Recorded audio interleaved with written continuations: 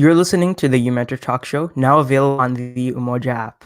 I'm your host, Imran Dharamsi, and on this weekly talk show, we invite professionals and teenagers to take us through their journeys and give us advice.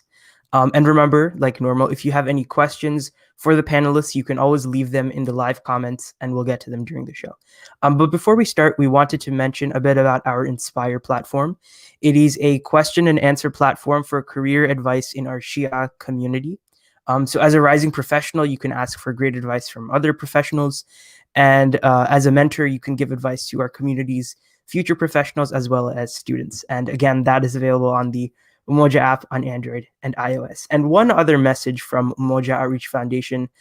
We just announced that we will be having a special edition of Umoja Games this year on July 31st and August 1st in Richmond, Virginia. We have dearly missed the Umoja family and are looking forward to bringing everyone back together safely and making more wonderful memories. And Ramadan Kareem from the Umoja Outreach Foundation. So today is the first show in our Ramadan special, which is focused on community outreach, action, and community service. So today's speaker is Sister Fatima Hussain. She is a third-year psychology student at the University of Central Florida. She also studied political science in the UK. Fatima is involved in suicide prevention research and also volunteers for the Crisis Textline as well as the Mental Health Association of Central Florida. And she's also a virtual assistant to a Muslim psychologist. In the future, Fatima is hoping to earn a PhD in clinical psychology. So let's welcome Sister Fatima. Assalamu alaikum. Thank you so much for joining us. How are you? Alaikum salam. I'm good. Thank you for having me. I'm so excited to be here. Yeah, we're excited for the show. I think it'll be a great show. So I guess if we can just start off, if you could tell us a bit about yourself. Yeah, so my name is Fatima. I'm a third-year psychology student at UCF with a minor in political science. I completed most of my minor studying abroad in the UK.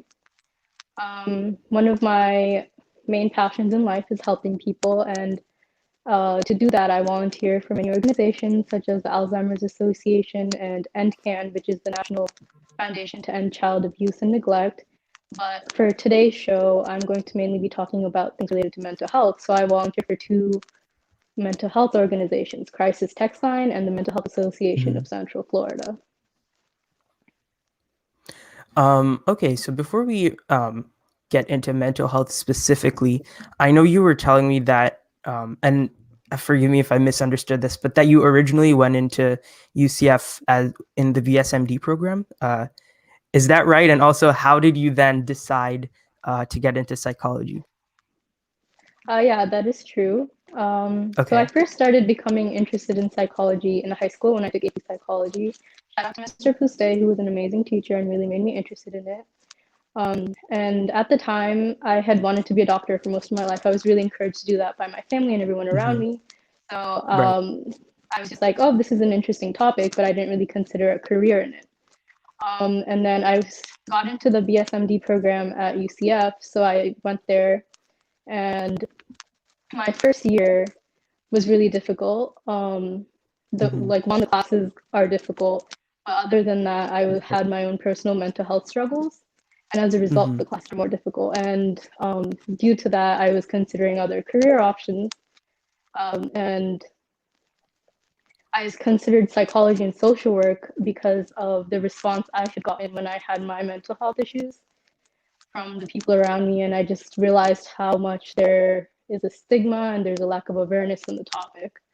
And so that's how I decided I wanted to be a psychiatrist. But I still wanted to go to med school.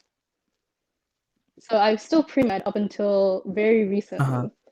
And then I went to but while I was pre-med, I started volunteering for a suicide prevention research lab, which is amazing. They do wonderful work. And Crisis Textline, which is like a suicide or mental health hotline. And even as a pre-med student, I was interested in this mental health area, so I wanted to be a psychiatrist. And then I went to the UK, and something happened that really changed my outlook on the mental health field. While I was there, one of my friends was very suicidal, and we ended up having to call the police for him. And that really gets into more of the political science area, which I'll talk about later. But Right, right. that really showed me that like I wanted to be able to talk to these people who were in like really bad mental health situations, and that's actually what got me started with Crisis Textline. But I'm still pre-med, and then I really, after that situation in the UK, and I started the Crisis Textline, and through Crisis Textline, I learned that I really liked talking to these people, and it was something I was good at. But that's when I decided to switch to psychology. I got a lot of backlash for Okay. it. To this day, people still tell me I should do medicine instead. But it's something I'm very passionate about, and I think it's something that I'll be good at. Inshallah, yeah, definitely. I mean, with all the things you're involved in, I'm sure.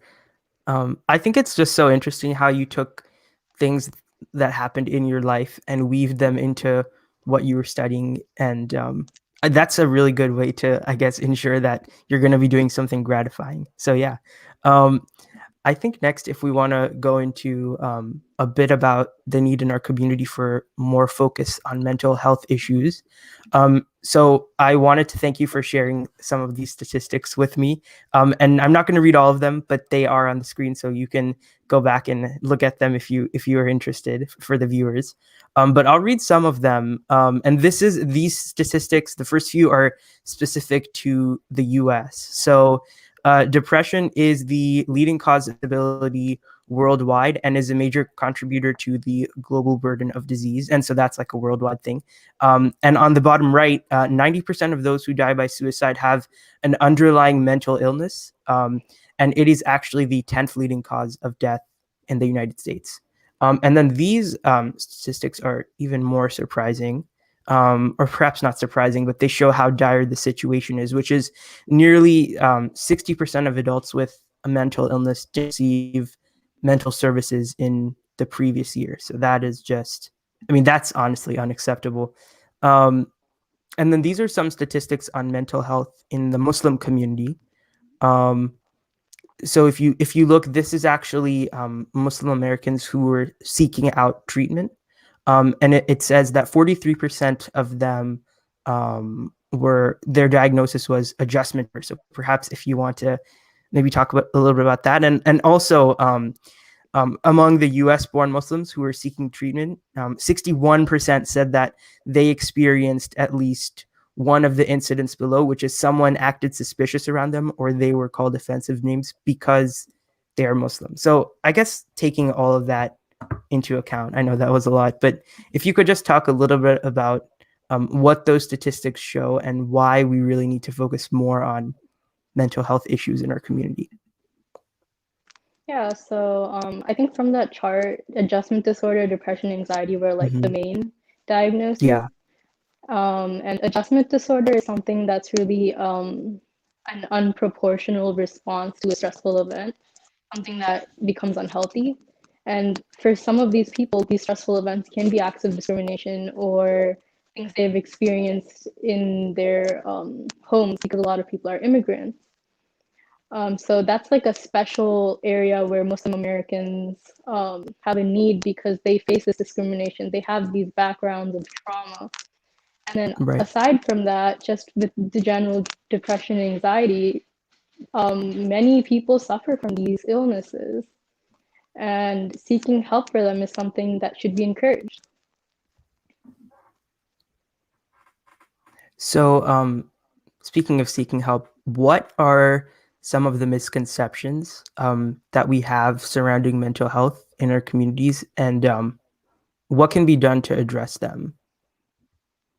Yeah, so there's a lot of misconceptions about mental health and mental illness in generally society, but specific to Yeah. Muslims. I've been doing research Okay. for my thesis, which is about mental health attitudes and knowledge in the Shia Muslim community. So looking at existing research, which is mostly based on Sunnis, it's been found that many of these Muslims believe that serious psychological illnesses are the result of not having enough faith in God, or possession by a jinn, or the evil eye.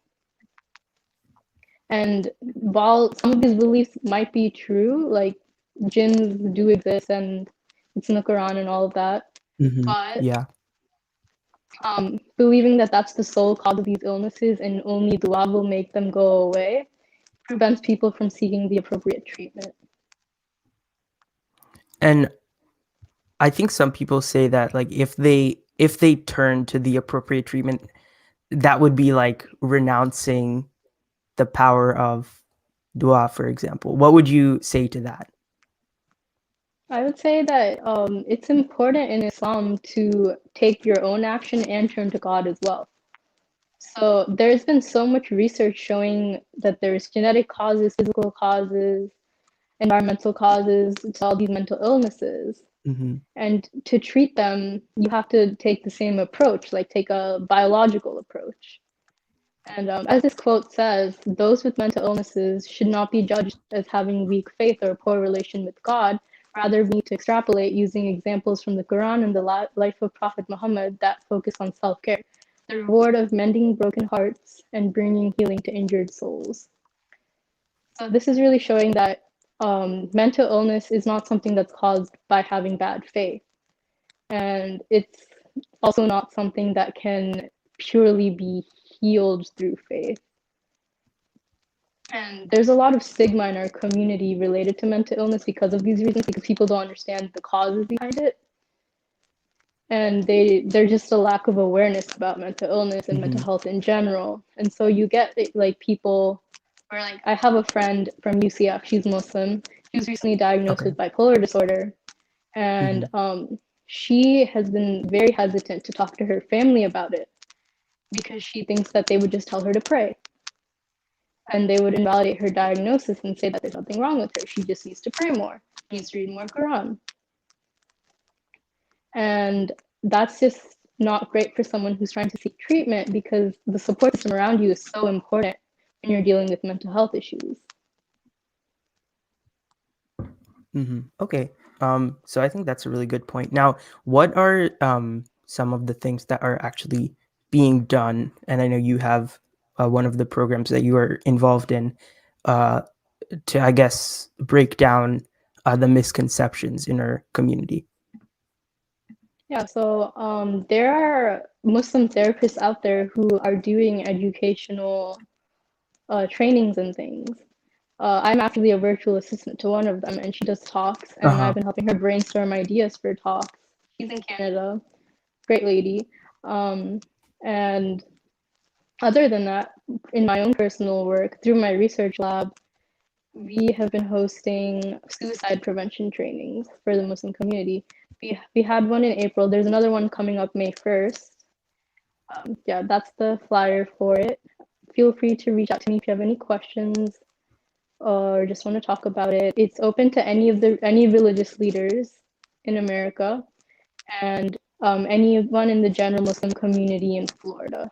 If you're not in Florida, reach out to me. We may be able to arrange for another training. Okay, and people can reach out to you with your phone number. And is it also okay with your Instagram, which is ticker? Either one, I will reply pretty Okay. quick. All right. Okay. So if we want to maybe quickly turn back to your experience specifically, I know you said you're doing a lot of research surrounding like mental health in the Muslim community, and you're also, I think you said, planning to do a thesis, a senior thesis on that.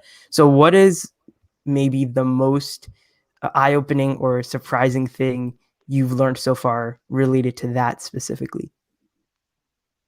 Yeah, so I've been doing a literature review looking at all the existing research, and something I found is that people believe that mental illness is a disease and they believe that it does have biological causes, but they don't want to get the treatment for it. Oh, that's And interesting. So, yeah, sorry. Yes, go ahead. no worries. I was going to say that could be for many reasons. There's stigma, there's lack of awareness, there's lack of education on the topic.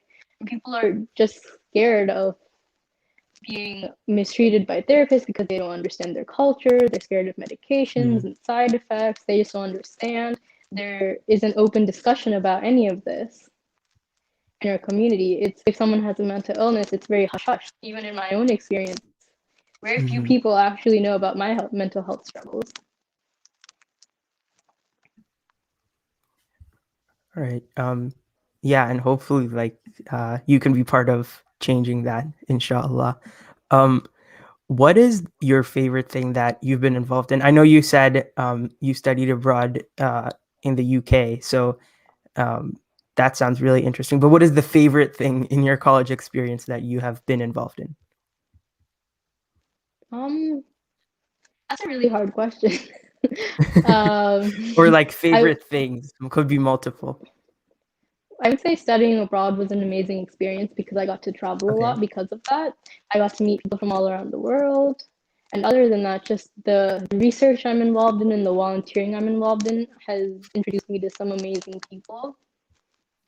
And I really appreciate that. And I feel like I am making a difference through some of the volunteering I'm doing and the trainings that we Mm-hmm. hold through our research lab. So really, I've just loved my college experience and everything about it. Right. That's great. So I think perhaps if we could go into more detail on your work, some of your volunteer work, could you talk about some things that you've learned through that? I know you said you volunteer with Crisis Textline and also the Mental Health Association of Central Florida. So could you say maybe what you do with the volunteering, what you've learned for that, and would you recommend that other people also look into volunteering if mental health is possibly a field that they're interested in? Yeah, so the Mental Health Association of Central Florida has multiple volunteering roles, but I am a guardian advocate.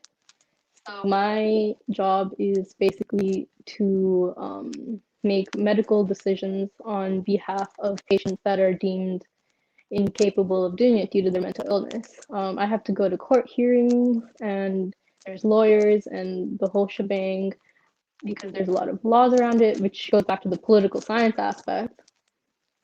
Um, And so I get assigned patients that have these severe mental illnesses that require them to be involuntarily hospitalized because they've been deemed a threat to themselves or others. And they can't take care of themselves and they can't make their own decisions. So I have to give consent for their medical treatment and psychiatric treatment. And then the other organization, the main mental health one that I volunteer for, is Crisis Textline, which I mentioned earlier is a Uh-huh. suicide or mental health crisis hotline. It's by text, so you just Mm-hmm. text the number and you can talk about whatever's going on in your life. And there's trained crisis counselors who um, have gotten extensive training. I myself have talked to over 200 people, and it's really rewarding. It's really interesting to hear people's stories and to help them deal with whatever's going on in their lives. Thank you for sharing more about that. So I wanted to loop back to when you were talking about the suicide prevention training that you're hosting. Um, could you talk about why you think it's important to specifically involve religious leaders? Because I know you said that's who it's mostly geared towards. So um, why is that important? Like, why is that something that you are focusing on? Yeah, so we are focusing on religious leaders because it's been found that many Muslims will go to their religious leaders before they go to a mental health professional, which is Mm-hmm. it's not a bad thing. Religious leaders are very knowledgeable and they're skilled, but training them in specifically mental health related topics will help them help us because that's something that it can be very detrimental to someone if they go to a religious scholar and they are dismissed or told to only do religious things in order to help Okay. themselves. So, like, what would be, I guess, the right course of action for a religious leader to take if someone approaches them with a mental health concern, according to what you provide in the trainings? Yeah, so our training is specifically for suicide prevention. So Okay. it teaches the scholars how to recognize warning signs and risk factors of suicide to look specifically if this person is at risk and gives them Mm-hmm. resources to direct them to. And the training also teaches the attendees just about general skills in dealing with mental health, problems like listening to the person. That's one of the main things that even as a crisis counselor on the text line, one of the main things we've been taught is listening to the person will help them feel so much better. And so for the religious scholars, I guess it's important for them to be able to recognize when someone is at high risk so they can take appropriate action. And then also for them to recognize that this might be more than just a bad day, so they can refer them to mental health professionals. So I think that's really great that you're, I guess, trying to help people build up the toolkit to tackle those issues. And I know we were also talking about how it's a shame that there's not a lot of research on mental health in the Shia community. I mean, also relating to that quote that we were talking about before, we have so many examples of how to go through adversity from like our Ahlul Bayt, like our Imams, as well as Prophet Muhammad. So could you maybe talk a little bit about that, like why it's important for people who are Shias to go into this field? Yeah, so definitely because we are the minority, there is very limited to no research on Shia Muslims in America. There is some research in Iran, but that's a very different environment. And so we do have differing beliefs. And as a minority within a minority, we face even more challenges. It's really important for Shia Muslims specifically to go into the field and to help the community around them, because people like to talk to others they can relate to. It makes them feel understood. And there's always the question of, will this person understand my culture? My background. Yeah. Definitely. And what would be some advice you would give to perhaps high school students who are thinking about pursuing psychology, but are not completely sure? What do you think they should, maybe like classes they should take, activities they should do? How might they decide? Yeah, so taking AP psychology is definitely a good start. Learning about just psychology and mental illness in general is great, but you can learn all that part in school. I think the most important thing is realizing whether or not you're passionate about it and if you can take the emotional toll, because hearing about people's problems can take an emotional toll on you. So you have to build that resilience, and you have to realize whether you are able to and in the correct position to be dealing with other people's problems. But I definitely wouldn't discourage anyone from doing it. It's a much needed field. Definitely, and it's very underserved. So maybe going back to yourself, what are your future plans with this field? What is your ultimate goal? I know you're doing so much work right now, but what are the things that in the future you really want to hone your focus on? Yeah, so I want to get a PhD in clinical psychology. I haven't decided exactly which set of people I want to work with, but I want to work with people with mental illnesses, and I want to do research, maybe specifically in our community, like my thesis, because it's something that isn't studied, and it definitely needs to be. And other than that, I want to help raise awareness and reduce the stigma related to mental illness and mental health, because you don't have to have a mental illness to seek mental health counseling or therapy. I think that's a big misconception, that you have to be severely ill in order to go to therapy. But it can help so many people with day-to-day issues. So I think that's something that I would definitely want to promote within our community and just people in general. Okay, so I think that's a really good transition point to the next few slides here, which is we were just discussing, like going back and forth about some resources that people can seek out that are some of them are free and low cost. Some are culturally competent. So perhaps if we want to go through that, if you want to maybe take us through that. Mm-hmm. Yeah, so the National Alliance on Mental Illness is a great resource. Through them, you can find local counseling centers and things like that. There's also open counseling, They're Alive, Open Path Psychotherapy Collective, and if you're in Central Florida, there's the Outlook Clinic. These are just a few of the resources out there. It's really just a matter of looking, and it's understandable that it's difficult. And part of I'm trying to help that by compiling a database of Muslim therapists with the psychologist I'm a virtual assistant for. Yeah. Oh, that's great. That stuff is something I can share with you guys once it's done. So, and then this is, I think, another few resources you shared with me. If you want to just talk about them a little bit. Yes.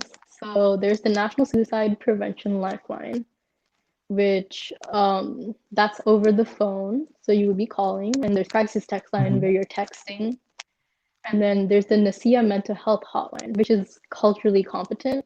So they're trained in multicultural affairs. And then okay. And Crisis Textline is what you volunteer for, right? Yes. All right. Okay. And I think this is another picture that you had shared with me. It's so what is this? If you could go over this with us. Yeah. So there are various hotlines for different issues, such as this picture includes suicide prevention, eating disorders, drug abuse, grief or loss, dating abuse and domestic violence, sexual assault, general crises, family violence, and a service that sends you weekly happy reminders. So these are just some of the hotlines you can call.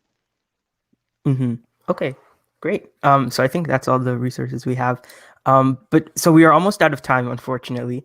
But what is your final piece of advice for our audience? If you wanted them to take away one thing from this show, what would it be?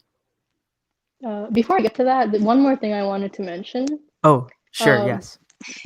Yeah, so other than those resources, there's also 911, the police. So that's something that I'm interested in as someone who's also into political science, the intersection between political science and mental health.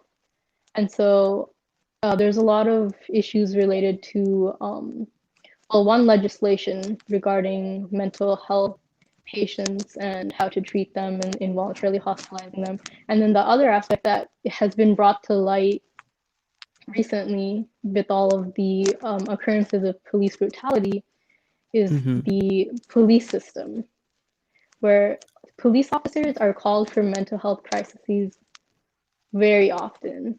And sometimes these can end in people being injured or killed when they were only called because of a mental health emergency.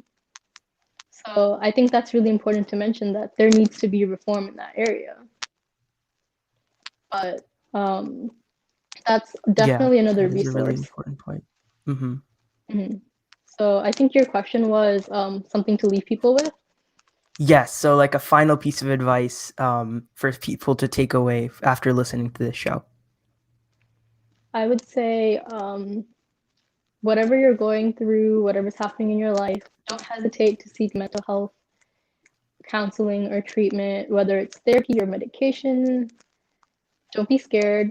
There's so many options. There's so many evidence-backed treatments and therapies. So there's so much support out there too. You just have to look for it. Okay, well, thank you very much. And I wanted to quickly, but just before we end, share a few audience comments, a few from Nafis Hussain, who says, great discussion, many stigmas around mental health in the Muslim community. We need our youth to bring education and awareness. And then one from Rosen T. Gordon. I've used the Crisis Text Line. They're very understanding and helpful, and they're confidential and free also. So yes, also if you have any questions during any future shows, you can put them in the live comments. Oh, and this one that just came in. Great job. This was very informative from Jessica G. Okay, so thank you very much, Fatima, for coming on. It was really great, and all the resources that you shared with us as well.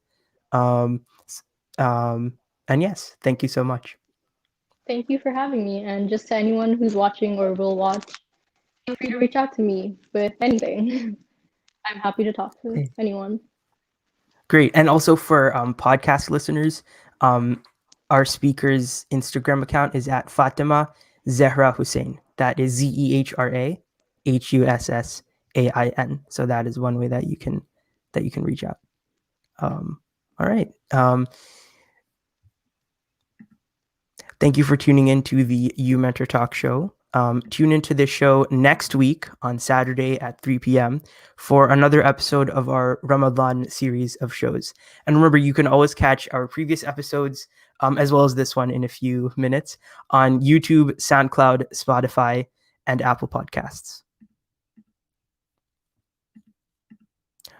Umoja Outreach Foundation, uniting and empowering the Shia community.